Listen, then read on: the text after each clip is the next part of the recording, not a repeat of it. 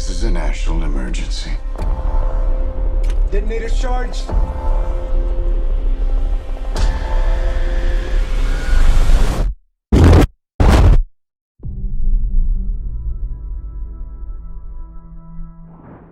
Christopher Nolan's latest outing is a biopic about the man who created the atomic bomb, J. Robert Oppenheimer.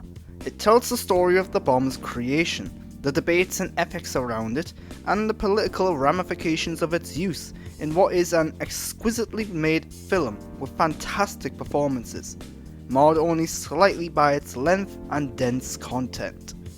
Cillian Murphy embodies Oppenheimer, a theoretical physicist who was recruited by the United States military and government to build a bomb that could end all wars, as well as give the US an edge over its eastern opposition. Cillian plays the man throughout his life, showcasing his inner debates, frustrations and desires well. Oppenheimer is not just a scientist. He's a man with a family who struggles with politics, conflict and desire. Cillian is great in the lead role, embodying all facets of Oppenheimer's life and being, making him a character with depth, contradictions and flaws. He is somewhat sympathetic too, never being portrayed entirely as a bad person, but he in the film does a good job at constantly questioning his actions and decisions, the right and the wrong of what he does, and why. Robert Downey Jr. is Strauss, a man with hopes of becoming a US Senator who orchestrated a scheme to do so. Robert is a scene stealer, captivating every scene he's in.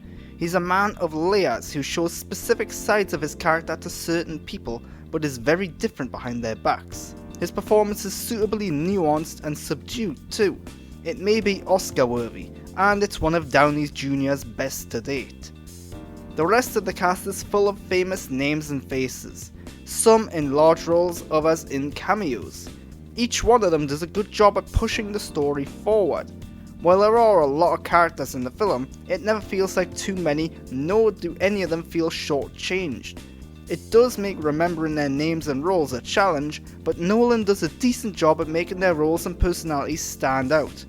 Even those in glorified cameo roles like Rami Malek and Casey Affleck get their moments to shine, and many of the cameos return later in the film, their full significance revealed. Nolan's handling of female characters is, however, still one of his few weaknesses as a director and writer. Florence Pugh plays an early love interest of Oppenheimer's, whom is also a communist. She offers the opportunity for the film to dive into Oppenheimer's beliefs, politics and views, as well as a way of displaying him on a more social level. While Florence is good in the role, she isn't given a lot of screen time or dialogue, and much of her time is spent as a means of exploring Oppenheimer rather than her own character. Additionally, Emily Blunt portrays Oppenheimer's wife. She is given a lot more to say and do, as well as some emotional and dramatic scenes here and there, particularly in the third act, but many of her scenes relegate her to the background, or as an extension of Oppenheimer, following and supporting him. It's only in key moments where she gets to shine as an individual, with clear thoughts and independence. Again, the performance is great, but the film doesn't have the time or the patience needed to flesh out its heavy cast. That means Emily and Florence and the few other female characters have little attention throughout. This leads to the film's only notable flaw, its length. At 3 hours long, Oppenheimer is too long. Its fast pacing and brisk delivery of information negates much sense of tedium or overindulgence. The 3 hours passes by quickly.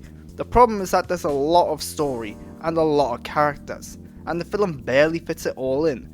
Its relentless pace and dense content makes it tough to watch and keep up. This means that Oppenheimer may fare better on repeat viewings. Plus, the film's structure means that the first and third acts sometimes lack the momentum of the middle third of the film, which is all about the creation of the bomb. An argument could be made that the film ends later than it ought to, as its story shifts from that of a war movie to a courtroom political drama. It goes from thinking about the creation of the bomb to a debate and argument about the ramifications and repercussions of its creation and use. This may not please everyone. These debates and arguments, which are featured throughout the film but become more prominent in the final act, or what elevates Oppenheimer from being just another biopic or war movie. Why was the bomb made? Should it have been made? Why was it used? Should it have been used? Was it a mistake? These and so many questions underline the entire film, sometimes coming to the forefront of some excellent back and forth discussions. On top of all that, the many questions and the topics they relate to are relevant today, with the final third contemplating the real ramifications that are still being seen in modern society and politics. Oppenheimer is a film with something to say, and it's a film that wants to evoke an internal discussion about its various topics in each viewer. That's what makes it so good. One of its biggest selling points is the recreation of the bomb test. This is an amazing scene with a fantastic, tense build-up and some impressive practical effects and sets. It's the moment most of the film builds to. It's just slightly disappointing that afterwards, the film still has an hour left in its runtime and it fails to reach the highs of this moment again. This scene and many others in the film boast incredible visuals, sound design and scoring. Nolan and his editors make sound a crucial part of the film. There are moments where we see sound travel, and the use of no sound helps create a mood too, building tension and drama and evoking an uneasy, uncomfortable mood throughout. It's excellent filmmaking that's bolstered by visually stunning cinematography. Every shot looks artistic and stunning. The use of lighting and colour emphasises the emotions and escalates the scenes. Christopher Nolan's Oppenheimer is a fantastic film, let down only by its long runtime, and occasionally by its dense story.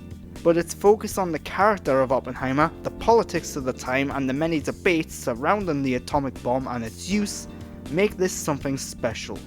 On a technical level, it's a masterpiece, with fast editing and a dense story that flies by, plus the usual Nolan use of time jumps and non-chronological storytelling helps keep viewers on their feet, forcing us to pay attention. This is a must-watch film, and one that has to be seen in IMAX to truly see the spectacle of what Nolan has created.